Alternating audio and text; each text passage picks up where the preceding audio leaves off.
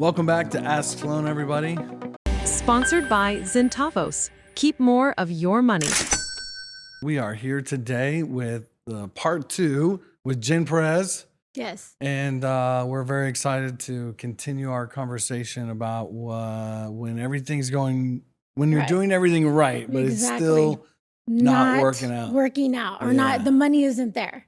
For sure. I feel like there was so much more in the conversation that we had to kind of cut it off because of the time. It went so fast. Yes. Oh my goodness. I mean, I felt like I learned something. I got something out of I'm it. so glad. And so I think the viewers, they're probably asking the same questions, but a lot of times people don't get the right answer because in social media, they get the answer that makes them feel good. And a lot of times you just have to bring them down to reality. I think they call that confirmation bias when you like look for evidence to support your theory versus look for the truth. Yeah. Yeah. Or what is the other thing that you just have that selective hearing?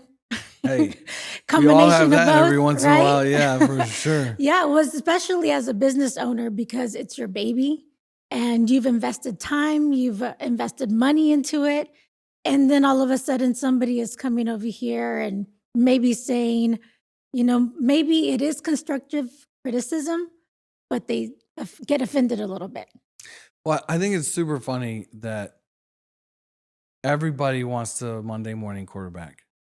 Okay. Like what does that mean? It doesn't matter what level of success somebody has had. Everybody wants to give each other advice on what they need to be doing. Yeah. Right. So like no matter what, okay, you can be doing it differently. Okay? Yeah. So for sure. You've got to get to a point where you're confident in your strategy, realizing that nothing like you have to get rid of this. You can get rich overnight. Yeah. Like your first videos can be viral. Yeah. The truth is overnight success takes 20 years to develop. Okay. For sure. It doesn't matter who it was. Sure. Mark Zuckerberg was the youngest billionaire or whatever. Okay. But that doesn't mean it didn't take him a long time with a lot of effort. Like it's hard for everybody. Okay. Yeah. So you got to get over that. And then you got to take advice with a grain of salt. Okay. If you should not take advice from anyone who has not achieved what you're trying to accomplish.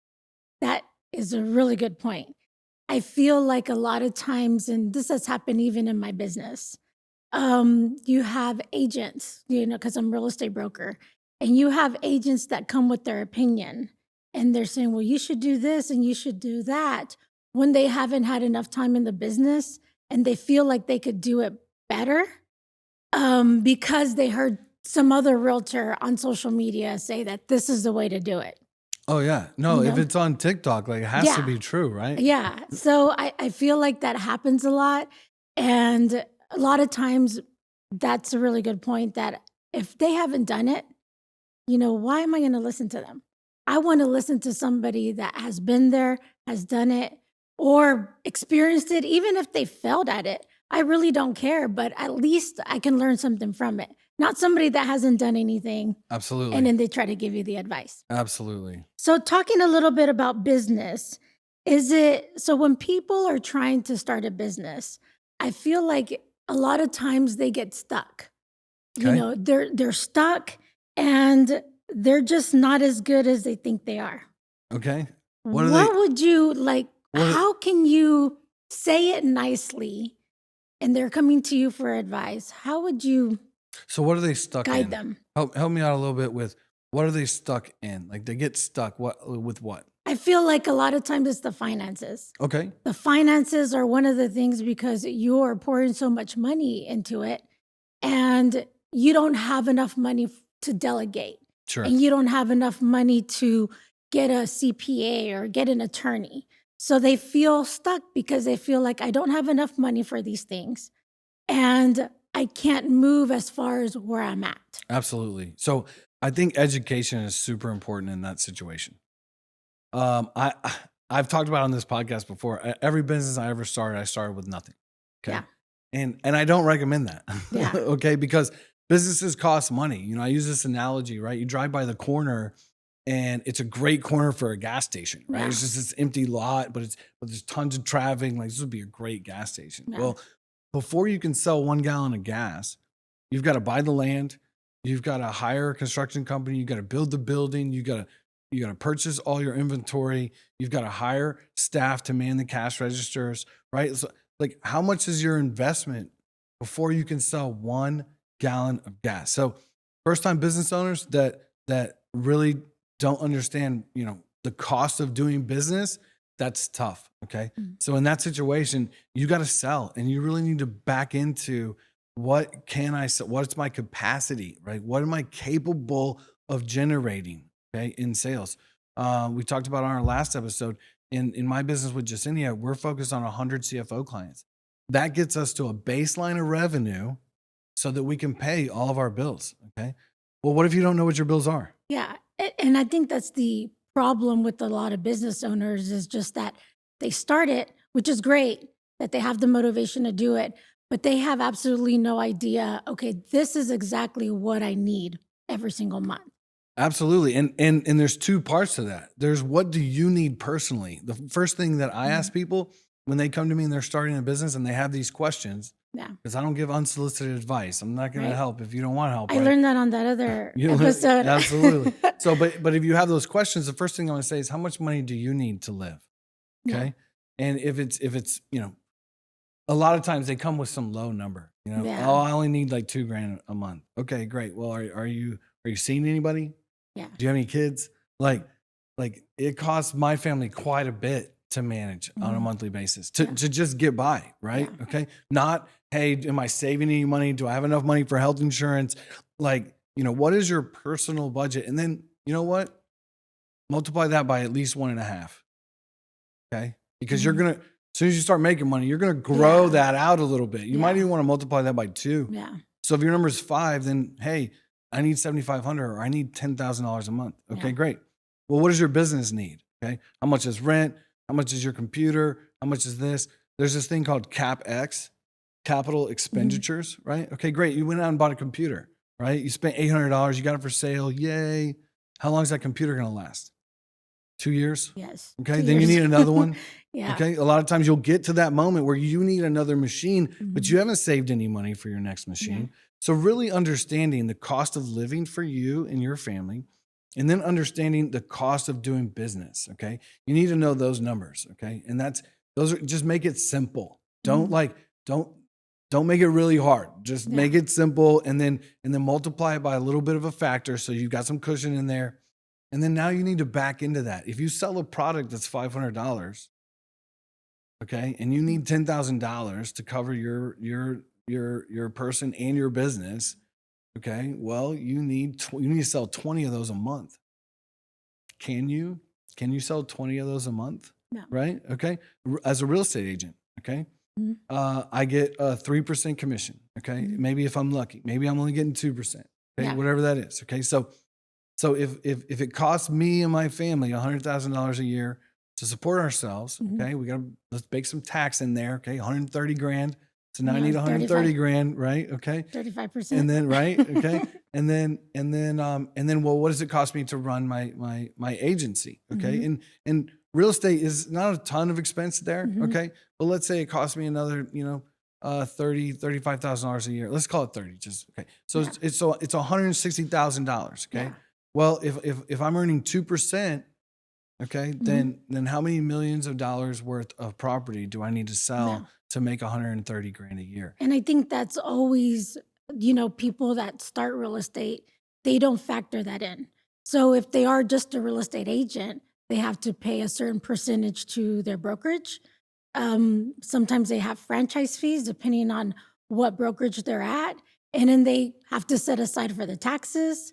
They're always thinking, I'm just going to write everything off, which is okay maybe for the first year or two, because you are in the negative a lot of times. But what is writing everything off? Yeah. Like, that's the other thing for real estate agents. Okay, They don't great. know. You got mileage. Yes. You've got this, like I've gotten this before, hey, I had some Botox done, well, Oh, I know. I'm sorry that, according to the tax code, Yeah. plastic surgery is not a write-off. It doesn't Yes. matter. It doesn't matter if you're a model. It doesn't matter if you're doing advertising. That's not a write-off. So really understanding what you need to expense. And then I try to teach my people like the bucket system, $0, $1, and $3 buckets. Yeah. Okay. if I'm putting my money in $0 buckets, I'm getting nothing back. Yeah. So if I'm going to a business lunch, sure, I got to eat. But if I'm paying for it and it's for somebody else, I better close a deal. Oh, yeah. It's not just free lunch, right? Otherwise, we're moving to coffee. Okay. We're just gonna have a great, just gonna go to coffee, I'll cover exactly. coffee for you. You know what I Yeah. mean? To build a relationship. But if I'm gonna close a deal, I might do dinner. I might pay for dinner if I'm gonna close a deal. Oh, for right? sure. So really understanding how your money is working for you. I think that's the biggest problem is people just allow it to happen. I pay bills as they come in.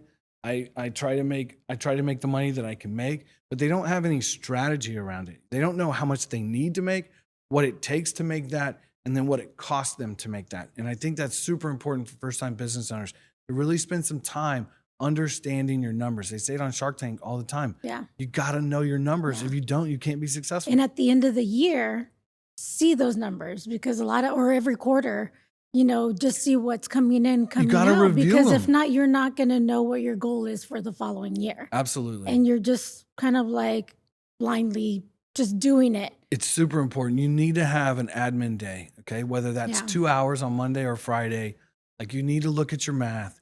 You need to do more math. You need to strategize around accomplishing those goals. You will never make the money that you Yeah. want to make if you don't work on making that Yeah. money, not selling, understanding how the Yeah. math works. And just talking a little bit about that, marketing is something that is really, really important in a business. But we see a lot of stuff right now that marketing, I understand you have to fake it till you make it.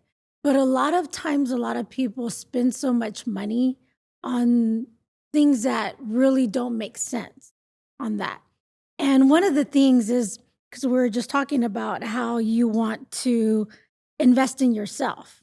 Now, sometimes just people do that and say that to justify their spending. Absolutely. Absolutely. Is it a lifestyle Yeah. business? Okay, right? Like this is how I want to live my life, and Yeah. I'm just trying to make it I'm trying to make my lifestyle make money for me. Mhm. Okay. Like, okay, at the end of the day, you're gonna go through the ebbs and flows, and like maybe that works for you, maybe it doesn't. It really depends. Not all of us can be a food critic, Yeah. right? Not all of us can be a travel influencer. Yeah. You know, we're doing a ton of traveling this year. My wife has actually been thinking about this a lot. Like she's trying to figure out, like she raised our kids, she educated them, but now we're like moving into empty nesters, and she's trying to Mhm. figure out like, what am I gonna do? Yeah. Like, how am I gonna make some money? And like, she can't imagine making $15 an hour. You know, Oh. like she work a whole week and not even cover our grocery bill. Oh, yeah. You know what I mean? So it's like what am I gonna do? But like, and she loves to travel, but there's a million travel influencers out there, right? It's a saturated market, right? Yeah. So how do you differentiate yourself in the marketplace? So I think it is super important to, again, that's the bucket theory. Okay. Mhm. Am I putting dollars here because this is my lifestyle, or am I putting dollars here because I expect to get money back? Right. This podcast is advertising for me. Yeah.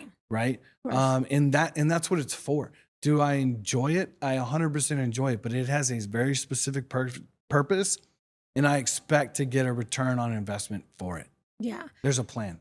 What do you, have you seen people that they chase opportunities, not because it makes sense, but because they don't want to be like left behind? Well, absolutely. Herd mentality, right? Yeah. Okay.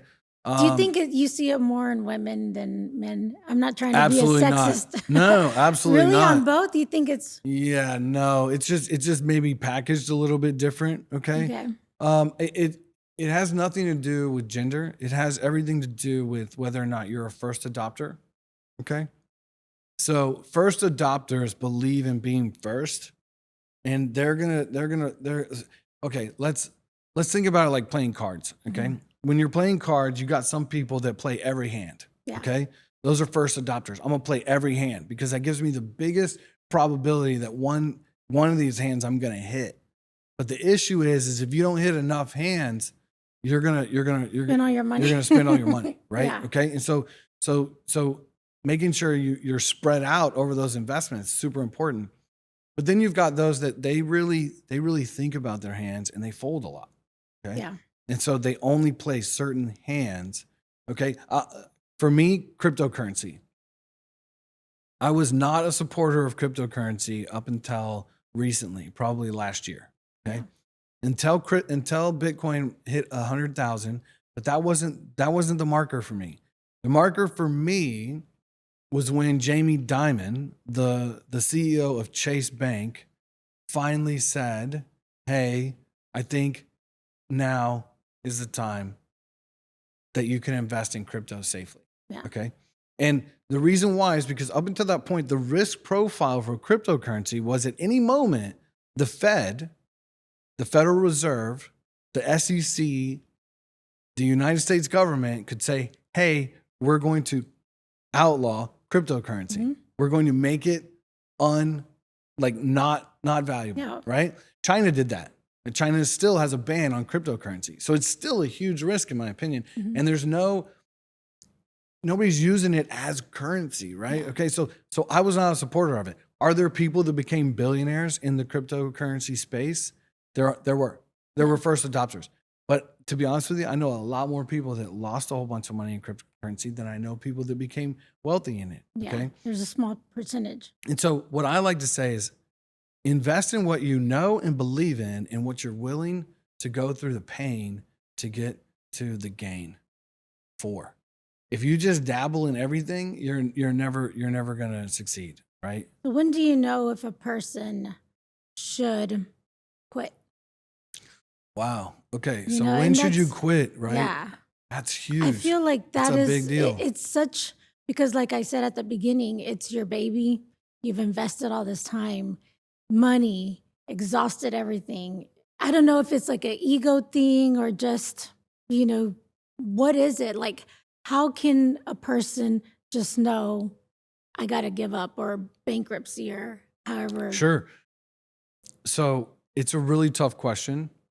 I guess it's a case by case basis. but Well, it is, but there are, in my opinion, there are actual signs. yeah, Okay. there's So something in common between everyone. when you can no longer see the path to success, that's when it's time to give up. If there is still a path to success, and there's calculations, there's strategy behind getting to that success.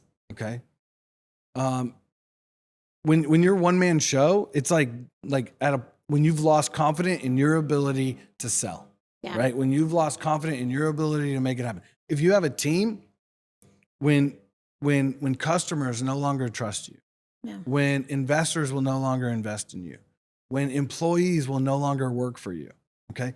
There becomes an inflection point when there's no path to success anymore. And when that writing is on the wall, that's when you need to quit. Okay. Yeah. Now that's different than a pivot.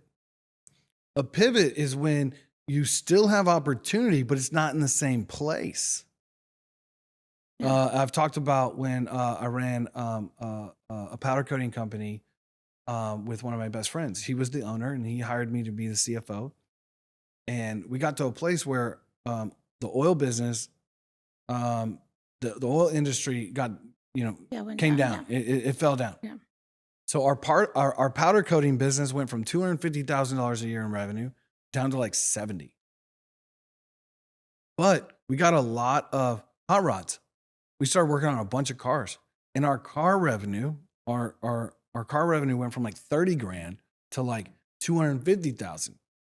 So that's where the opportunity was. So we immediately rebranded and we became SBC Rods and Classics. And we continued to grow the business. Our path to success changed from being a powder coating company to being a hot rod shop. Yeah. And so Was it because you were focusing on too many things, or you were doing too many things, or that pivot kind of just came by chance?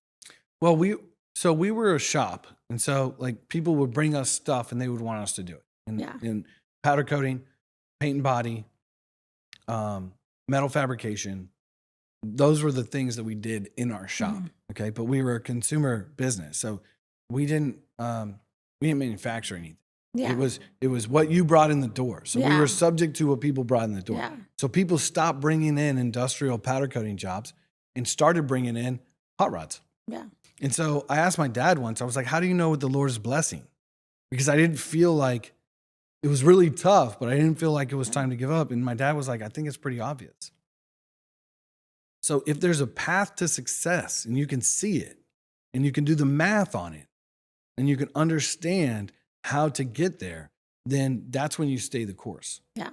Okay. And if that path moves a little bit or changes, then pivot. Okay. Meta is doing that right now, right? Okay.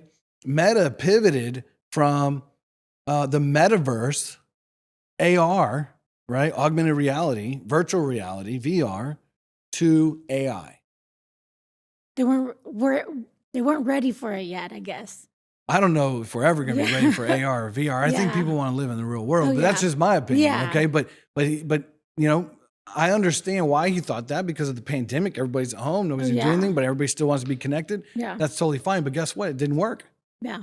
So he's now pivoted, and he pivoted to the AR glasses that they're using is a completely different thing. It's not for virtual worlds. Mm-hmm. It's for real functionality, like being able to translate, right? Yeah. Being able to take pictures and have personal view. It's a different thing. Yeah.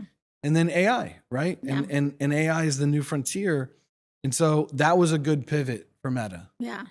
Yeah. Okay. So I'm going to ask kind of like some questions that are going to make me think, you think. Okay. Okay, great. So what's a financial belief people swear is true, but you think is completely wrong? Wow. Well, I guess in my opinion, the biggest one that I've witnessed in my life is that you can get rich quick. Yeah. I think that is the biggest problem. Yeah. And I mean, I have this issue, right? And I don't I know it's been 20 years since I thought that was possible, but I still think that it's possible to get things done faster than generally it's possible, right? Okay. And so that is number one. Like, it takes hard work and it takes time to reach any significant level of success. Yeah.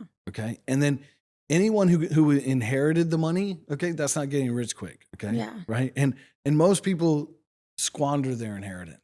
Okay. It's like lottery winners. Yeah. They do study on lottery winners and they're worse off than when they won the money. Right. Yeah. Okay. So you really shouldn't even want that. What you should want is to choose the right passion or the right thing to do every day with your life and then be consistent with it in order to achieve success. So I think that's the number one thing is like, you can't get rich quick. And anybody who says that they did is selling you something. Yes, they're getting rich off of you. That's how they're getting rich. They're getting rich off of you. Exactly.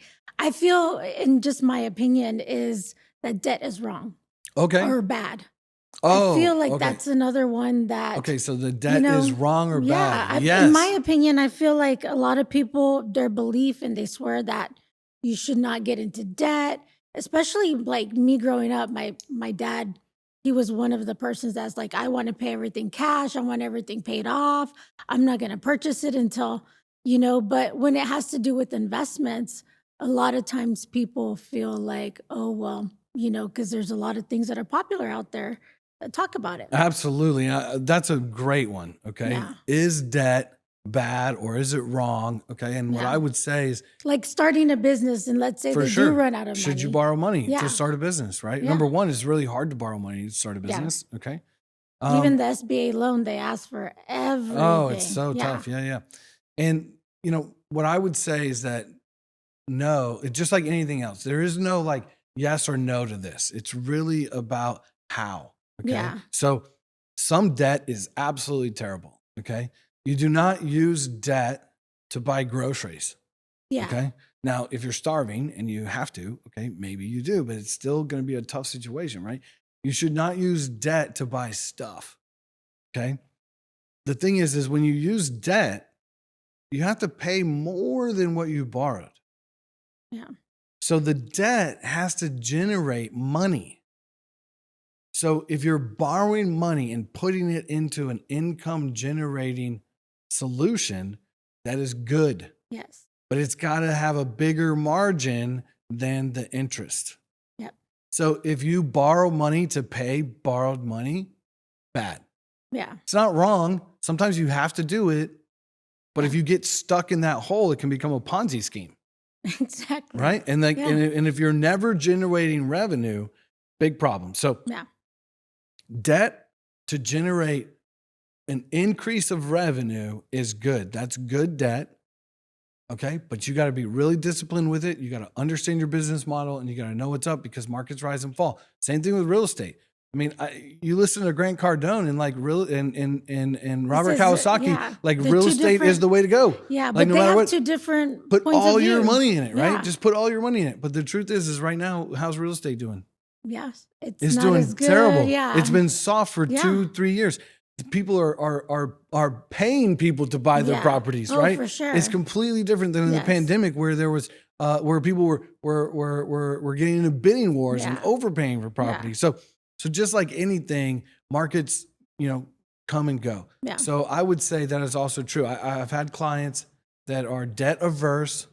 They were taught just like what you were taught, and if they borrow any kind of money, they can't sleep at night. yeah, So you need to know that yourself as well. If you don't understand how to use debt is not good for you, for sure. right? Yeah. But if you do understand how to use debt, it can be a very valuable tool. We use debt to build Centavos, okay? Yeah. And Centavos is a revenue generating solution. And we're going to use that revenue to pay our investors back because we have all of our other expenses covered with our regular revenue, okay? Yeah. So yes, debt is a good thing when used properly. Yeah. It is a terrible thing when used improperly. So, what's one piece of advice about success or money that sounds good but actually hurts people? Well, I mean, you're coming I with know. it today. You know what I mean? Like, okay, so I feel like these are some of the questions that Well, sometimes we ask ourselves. well, I think I just mentioned it too. This one's hard for me. Is Yeah. like you need to invest in real estate. Okay, like Yeah. I think a lot of people believe that like that's the thing, but I know like I'm not great with real estate. Like Mhm. understanding the markets, like the fact that you have to maintain it and everything. Real estate is not a guaranteed source of income. Yeah. Okay, what happens if you go borrow money to buy property and then you don't have a renter for a little while? Who's going to pay the note? I Right? have Someone- that experience right now. And we had gotten a hard money loan. And this is just real facts because a lot of Yeah. people think hard money loans are which they are if there's a fast turnaround. But Got to the be fast project- turnaround. Yeah. The project ended up being a year because of contractors, because things just came up Things that come you up. didn't even know. Absolutely. And right now, even trying to rent it out to cover, because we did a cash out refinance on it. Okay. So we got it paid off, but I Awesome. still have a mortgage on You it. still got a mortgage. So then trying to have, somebody to pay what I pay for the mortgage right now in this market, it's not. And so even though I'm losing money, every single month, it's better than losing. I would rather lose $200 than $3,000. Absolutely. You know? Absolutely. You're mitigating. And it's an asset that I You're know mitigating your will make losses. me money. Absolutely. And I absolutely know that it will because of the location, but I got to wait it out. You got to wait it out. It's a long-term investment. Every Yeah. time I buy stock, it goes down the next day. I'm not Then kidding. don't buy it. Like it's on Well, me. let me see which one it is. So I don't buy it. I'm kidding. what I do though is I'll buy it today Yeah. and I'll wait Yeah. and I'll buy some more tomorrow. Yeah. Dollar cost averaging, right? So yeah, I think that one is one. I think some other money advice. I personally don't like whole life insurance. Yeah. Okay, I really don't. I think a lot of people don't understand it. I think it is a great tool if you understand If it you understand and you it, know how to use it. and you've But- put a lot of money in it for Uh, many years. Absolutely, like that's the only way what it people works. don't understand. They sell this whole become your own bank tax free thing, and they sell like the cash value and all Yeah. that. But you don't accumulate that until over long periods for of time, and that can hurt you. So really understanding where you're putting your money and how all of those things work are very important. Yeah. Don't just get sold. Yeah. So We got one more okay, to go. one more. Well, hold on. Let me see if you could do this one quick. Okay, All right. okay, come on. If someone is working hard and still not making money, what's the uncomfortable truth they might need to hear? Absolutely. So wisdom of the week here. Okay.